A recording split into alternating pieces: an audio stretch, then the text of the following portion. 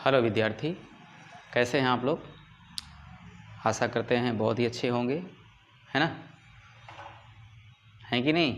अरे कुछ तो बताइए, जुड़ते हैं, हाल चाल सब बढ़िया हैं। चलिए कोई बात नहीं, हैं नहीं बताना चाहते तो कोई बात नहीं, बताना चाहते हैं तो कमेंट बॉक्स में बताइए हाल चाल थोड़ा सा। भले सवाल के बारे में नहीं बता पाते हैं लेकिन हाल चाल तो बताइए, है ना। चलिए तो शुरुआत करते हैं। ये प्रश्नावली 3 हमारा चल रहा था, निर्देशांक ज्यामिति चैप्टर 6, जिसमें हम लोग चौथा तक प्रश्न सॉल्व किए थे। इसके बाद 10वां प्रश्न सॉल्व किए थे। आज की क्लास में हम लोग 5वां, 6वां और 8वां, 9वां पढ़ेंगे। 7वां जो क्लास है वो भी हो चुका है, आगे पीछे हुआ है। मैंने कहा था कि एक टाइप के जो प्रश्न हैं उनको मैंने एक साथ ले लिया है। अब ये जो प्रश्न हैं ये एक टाइप के लगभग हैं, है ना। हालांकि उससे संबंधित ही हैं, उसका रूल भी लगेगा इसमें, लेकिन ये मिलते जुलते हैं, ज़्यादातर मिलते जुलते हैं, इसलिए मैंने इसको एक साथ लिख लिया है। चलिए सबसे पहले तो हम लोग ये जानेंगे कि अंतःखंड क्या है। अंतःखंड, अंतःखंड में मैंने 2 पॉइंट लिखा है, आप गौर करेंगे। कोई रेखा x अक्ष को जिस बिंदु पर, मान लीजिए कि एक रेखा हमारे पास है, इस प्रकार से रेखा है, और ये रेखा x अक्ष को, ध्यान देंगे, ये रेखा x अक्ष को बिंदु 1 पर काटती है। क्या, ध्यान देंगे, यहाँ से इसकी दूरी क्या होगी, 1 होगा। अब 1 कुछ भी हो सकता है, सेंटीमीटर, मीटर, अब जैसा दिया होगा उस हिसाब से होगा। फिर से एक बार पढ़ेंगे। कोई रेखा x अक्ष को जिस बिंदु पर काटती है उस बिंदु को मूल बिंदु, उस बिंदु की मूल बिंदु से दूरी, कहने का मतलब कि ये रेखा जो है इस x अक्ष को इस बिंदु पर काटती है। देखिए यहाँ पे इस रेखा को काट रही है यहाँ पे, ठीक है। तो ये जो मूल बिंदु हमारा है ओरिजिन, ये मूल बिंदु है। इस मूल बिंदु से और इस बिंदु तक जो कटान बिंदु है, जिस बिंदु पर x अक्ष को ये रेखा काटती है, तो यहाँ से दूरी जो है, देखिएगा, उस बिंदु को मूल बिंदु से दूरी, इस बिंदु का मूल बिंदु से दूरी x अंतःखंड कहलाता है। x अंतःखंड कहलाता है। क्या, यहाँ से यहाँ दूरी क्या कहलाएगा, x अंतःखंड कहलाता है। ये जरूरी नहीं कि यहीं पे काटे, कहीं भी काट सकती है, ठीक है ना। मतलब कि ये रेखा हो या कोई भी रेखा हो, x अक्ष को जिस बिंदु पर काटेगी उस बिंदु से इस मूल बिंदु तक की जो दूरी है x अंतःखंड कहलाता है। इसी प्रकार अगर मान लीजिए हमारे पास एक रेखा है, और ये रेखा जो है इस प्रकार से, ये रेखा जो है y अक्ष को बिंदु 2 पे काट रही है, तो इस मूल बिंदु से इस बिंदु की दूरी, कटान बिंदु की दूरी को क्या कहेंगे, y अंतःखंड कहेंगे। फिर से देखेंगे, कोई रेखा y अक्ष को, ये y अक्ष हमारा है, और इस y अक्ष को जिस बिंदु पर काटती है, इस बिंदु पर काटती है, उस बिंदु की मूल बिंदु से दूरी, मतलब इस बिंदु की जो कटान बिंदु है, इस बिंदु की इस मूल बिंदु से जो दूरी है y अंतःखंड कहलाती है। y को काटती है तो यहाँ से दूरी y अंतःखंड कहलाएगी। x को काटेगी, x को ये काट रही है यहाँ पे, तो यहाँ से दूरी इसकी x अंतःखंड कहलाएगा। क्लियर है ना। तो चलिए इससे संबंधित और एक समीकरण है, इस रेखा का समीकरण क्या होगा। समीकरण के लिए मैं सूत्र बता दे रहा हूँ। ये mx + c ये हमारा सूत्र है, ठीक है। तो इसी के माध्यम से हम लोग समीकरण बनाएंगे, ठीक है। तो चलिए शुरू करते हैं। 5वां नंबर प्रश्न इस प्रकार से लिखा है। सरल रेखा 5x + 6y = 7 को y = mx + c के रूप में लिखकर रेखा की ढाल y अक्ष से अंतःखंड ज्ञात कीजिए। तो इसके लिए क्या करना पड़ेगा, सबसे पहले देखिएगा, पहले हम लोग क्या करना पड़ेगा, इस समीकरण को यहाँ लिख लेते हैं। 5x - 6y = 7, y = mx + c है, तो क्या करेंगे, इसको उस पार ले जाएंगे, 6y बराबर 7, इसको उस पार ले जाएंगे माइनस में 5x। ठीक है। अब ये y बराबर जो होगा, जो y बराबर होगा निकालेंगे तो ये जो 6 है ये पूरा उस पार के बटा में चल जाएगा, यानी क्या हो जाएगा 7 माइनस 5x बटा में हो जाएगा 6। ठीक है। y बराबर, अब देख सकते हैं कि ये दोनों के बटा 6 है, तो अलग अलग कर देते हैं, 7/6 अलग लिख लेते हैं, माइनस से माइनस करेंगे और 5/6 अलग कर लेंगे। क्लियर है, बताइए क्लियर है। फिर ये जो y है y लिखेंगे। अब आप देखिएगा ये जो हमारा y बराबर mx प्लस c है, यहाँ पे y बराबर तो ये देखिए आ गया है mx है, तो यहाँ पे x वाला तो कुछ पद ही नहीं है, ये तो आगे चला गया है, इसको हम लोग इधर इसको यहाँ कर लेते हैं तो काम हमारा बन जाए, क्योंकि जस्ट बराबर के बाद जस्ट हमारा x वाला पद होना चाहिए। तो ये वाला जो x वाला पद है ये आगे चला गया है, इसको सेट करेंगे, इसको आगे करते हैं, माइनस 5x 6 सामने हो गया और ये चला जाएगा उधर। अच्छा ध्यान रखेंगे ये माइनस जो है चिन्ह ये साथ में रहेगा इसके, और यहाँ प्लस है तो प्लस करके लिखेंगे 7/6, 7/6। क्लियर है। लास्ट में क्या लिखना पड़ता है देखिएगा, रेखा की ढाल, ढाल को हम लोग प्रवणता भी लिखते हैं, m भी लिखते हैं, तो लिखेंगे रेखा की ढाल, रेखा की अतः भी लिख सकते हो आप यहाँ, रेखा की ढाल। ढाल कैसे निकालेंगे बताइएगा, कैसे निकालेंगे, है मालूम? कौन बना लेगा बताओ? चलो आप लोगों को नहीं मालूम है, हर कुछ तो पूछते ही हो आप लोग। सॉरी आप लोगों को नहीं कह रहा हूँ, यहाँ बच्चे बैठे हुए हैं उनको कह रहा हूँ ठीक है। तो हाँ, सबसे पहले अब इसके द्वारा ढाल और अंतःखंड निकालने के लिए हम लोग इससे तुलना करेंगे। ऐसे लिखेंगे की तुलना। अब कहोगे की तुलना क्या है? इसकी तुलना है ना। की तुलना y बराबर mx प्लस c से करने पर तुलना जब करेंगे तो आप देखिएगा, गौर करिए, यहाँ y है, ये इसके साथ है, ये इसके साथ है, तो अगर इसकी तुलना करें तो x का गुणांक यहाँ m है, यहाँ x का गुणांक -5/6 है, तो यानी m का मान हमारा ये हो जाएगा, क्या हो जाएगा, m बराबर, या लिख देंगे ढाल m बराबर हो जाएगा माइनस का 5/6, क्या, माइनस का 5/6। ठीक है, क्लियर है ना। चलिए तथा क्या लिखेंगे हम लोग, c का ये हो जाएगा मान, c बराबर हो जाएगा ये 7/6। और अगर c क्लियर नहीं हो गए तो आप यहाँ पे लिख दीजिएगा अंतःखंड। क्या लिखेंगे, अंतःखंड लिखेंगे। क्लियर है, बताइए क्लियर है, समझ में आ गया ना। चलो तो अगला प्रश्न देखते हैं,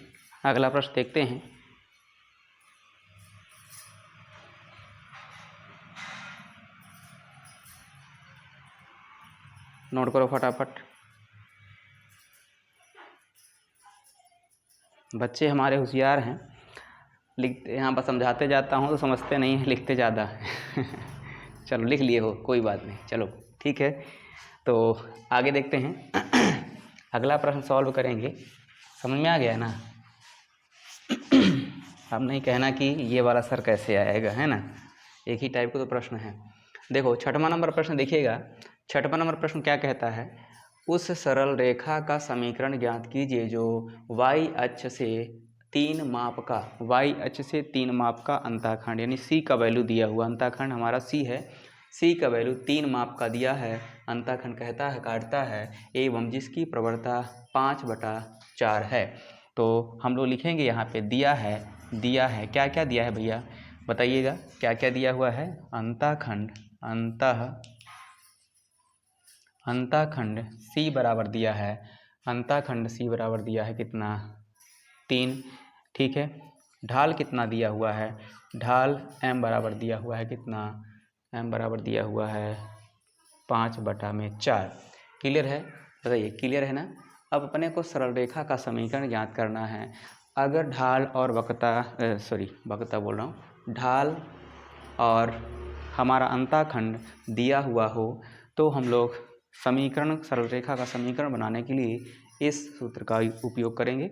सूत्र लिखेंगे y बराबर, चूँकि लिखेंगे समीकरण ऐसे लिखेंगे mx प्लस c, ठीक है। अब y ही रहेगा, m के स्थान पर लिखेंगे ये मान, ये 5/4, ये x धन ये 3 हो जाएगा। क्लियर है, बताइए क्लियर है। अब इसका तिर्यक गुणा करेंगे, ध्यान रखें y बराबर किसका, 1 का 5 से गुणा करेंगे 5x हो जाएगा, 4 का 3 से करेंगे कितना हो जाएगा बताइए, 4 3 12, ये 12 लिखा है ना, बटा में 4 1 कम 4 है। देखिएगा ये हमारा जो वैल्यू आया, यहाँ से तिर्यक गुणा किए हैं ना, 1 का 5x से करे हैं तो 5x आया, 4 का 3 से किए हैं 4 3 12 आ गया, 4 1 कम 4 आ गया। अब इसका यहाँ गुणा हो जाएगा, ये यहाँ चला जाएगा, यानी हो जाएगा 4y बराबर 5x प्लस 12, 5x धन 12।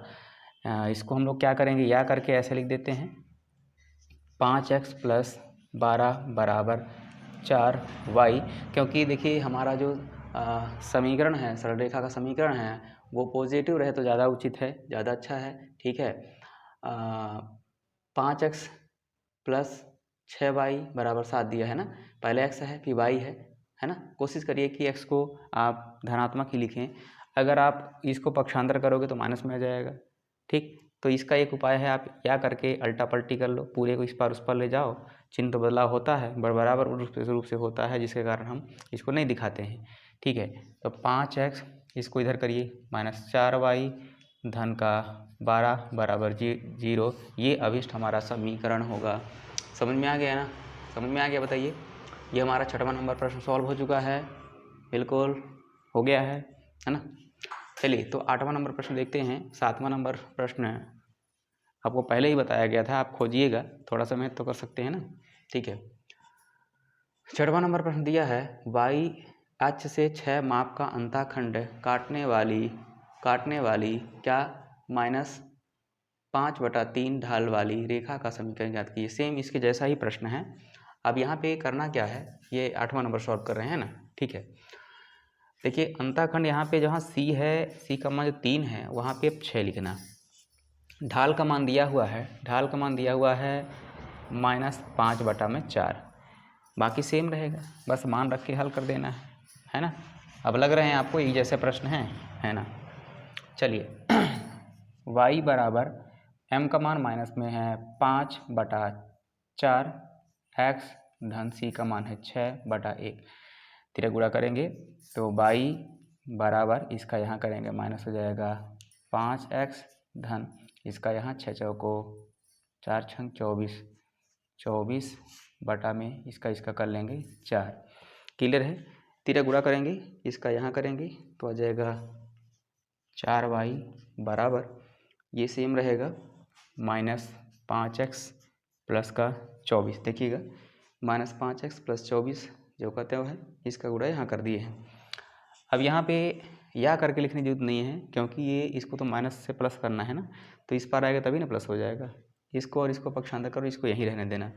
तो सिर्फ इनको ले आ रहे हैं इसलिए चिन्ह में बदलाव करेंगे, इसको तो उत्पाद ले नहीं जा रहे हैं, ठीक है। तो इस पार आ जाएगा 5x हो जाएगा, ठीक।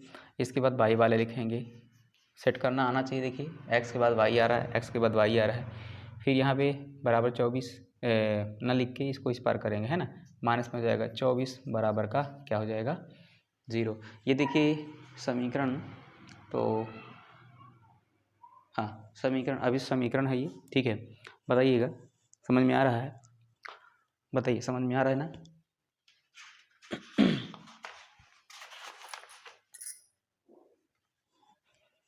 क्लियर है,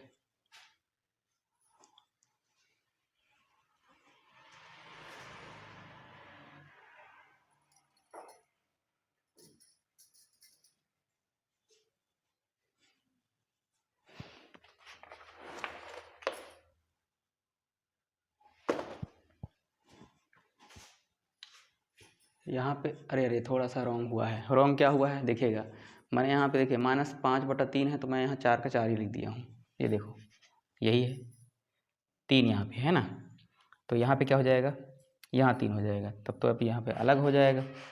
कैसे देखें, इसका गुणा यहाँ करेंगे -5x, इसका यहाँ करेंगे 3 छंग 18, 18 नीचे नीचे का 3 है ना, 13 गुणा करेंगे, इसका यहाँ जाएगा कितना होगा बोलिए इसका यहाँ गुणा करेंगे 3 बराबर ये हो जाएगा -5x प्लस 18, इसको इधर लाइए 5x प्लस ये माइनस इस पर प्लस हुआ, ये तो पहले से था प्लस, -18 बराबर 0। ये अब ये समीकरण है। उसमें थोड़ा मिस्टेक हुआ था, यहाँ पे 4 लिखा गया था है ना, यहाँ तो सही है बट यहाँ पे गलत था। चलिए एक प्रश्न और है, फटाफट सॉल्व कर लेते हैं नोट कर लिए हैं, वाह क्या बात है, एडवांस है भी, छोटे छोटे तो हैं है ना, ज़्यादा बड़े हैं नहीं हाल इनके।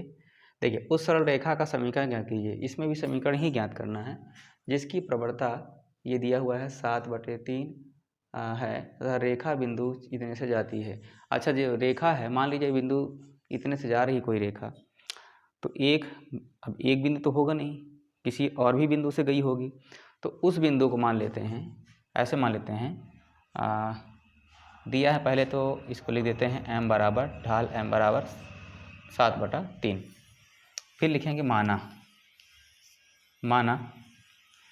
रेखा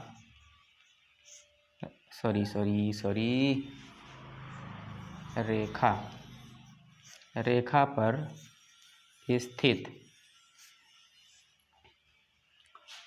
एक बिंदु XY तथा दूसरी बिंदु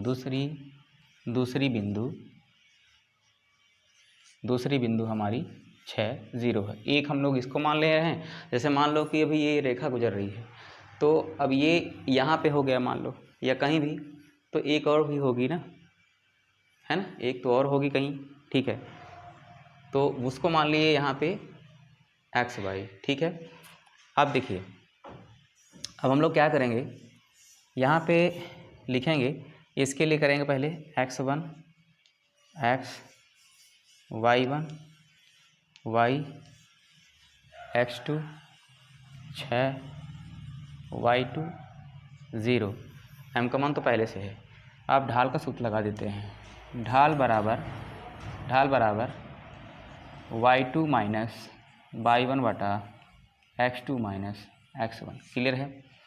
मान रखेंगे ढाल के पक्ष में, ढाल का मान रखेंगे 7/3, यह आ गया 7/3 बराबर, भाई बराबर है, बराबर करेंगे, ढाल के स्थान पर ढाल का मान रखा गया है, ढाल ही है ना, ढाल रखा गया है, y2 माइनस y1 है, तो y2 का मान 0 माइनस y, ठीक।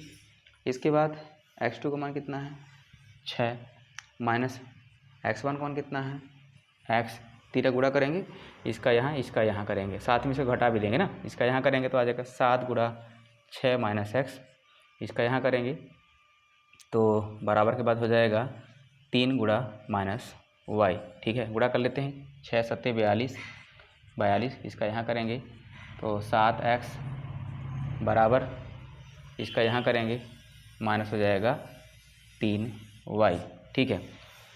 अब आगे ऐसे कर लेते हैं,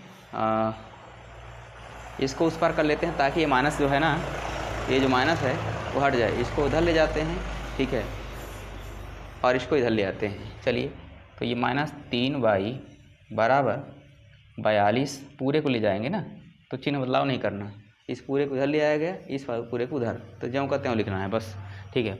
अब सिर्फ इसको ले आओ और इसको ले आओ, इधर रहने देना इसको, तो चिन्ह बदलाव होगा। भाई यहाँ पे क्या किए हैं, यहाँ पे दोनों को, इसको उस पार इसको इस पार ले आए हैं, पूरे पक्ष को अदली बदली करने पर चिन्ह बदलाव नहीं करना होता है, लेकिन बराबर रूप से होने पर कट जाता है, ठीक, नहीं करना। लेकिन अगर किसी एक पक्ष की चीज़ों को ले आओगे तो वहाँ पे चिन्ह बदलाव होता है। जैसे यहाँ पे देखो, पूरे को ले आओगे, यहाँ इधर वाले को नहीं ले जा रहे हैं ना, अगर ले जाएंगे ना तो फिर उसमें नहीं होगा, ठीक है। इसको इस पार ले आओ, कितना हो जाएगा, माइनस से प्लस हो जाएगा 7x, फिर इसको लिखेंगे -3y, भाई ये तो इसी पार में है ना, और ये है इस पार आया, माइनस हो जाएगा 42 बराबर का 0। आई होप आप समझ गए होंगे कि किस किस टाइप के प्रश्न इस प्रश्नावली में दिए गए थे। बहुत आसान से प्रश्न दिए गए हैं, है ना। देखिए मैंने कहा था कि ना कि बहुत ही आसान तरीके से हम लोग बना पाएंगे इन सवालों को, है ना। बिना मतलब का आप लोग क्या है घबराते रहते हैं, परेशान रहते हैं, इतना हार्ड है कैसे करें, है ना।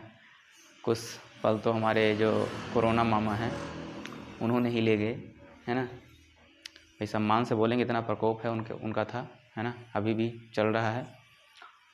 तो ऐसा नहीं है, अब देखिए निराश मत होइए, हम लोग तो सब आपके साथ हैं, है ना।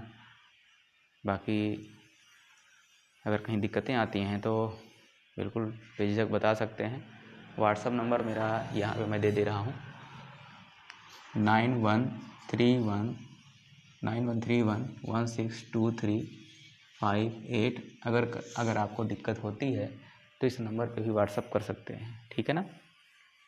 तो उसका आप सॉल्यूशन बिल्कुल आपको मिल जाएगा। क्लियर है, ठीक है। तो आगे के जो क्लासेस हैं अगले क्लास में हम लोग लेंगे, और आज से ही हमारा जो है 6वां चैप्टर समाप्त होता है ना। इसके पहले हम लोग देखे होंगे 5वां चैप्टर और पहला चैप्टर। 3 चैप्टर जो है दूसरा तीसरा चौथा, हाँ दूसरा तीसरा चौथा 3 चैप्टर छूटे हुए हैं, जिसको मैं कोशिश करूँगा जल्दी कराने का, है ना। क्योंकि क्या है कि हम लोग पीछे थे थोड़ा सा, तो लोगों को लगता था कि हम लोग इसको पढ़ लिए हैं, इसलिए मैं सोचा कि थोड़ा आगे से पढ़ाया जाए। बाद में ऐसा नहीं है, सारी चीज़ों को पढ़ाई जाएगी, है ना। अभी थोड़ा फास्ट करेंगे, है ना। धन्यवाद, मिलते हैं नेक्स्ट क्लास में।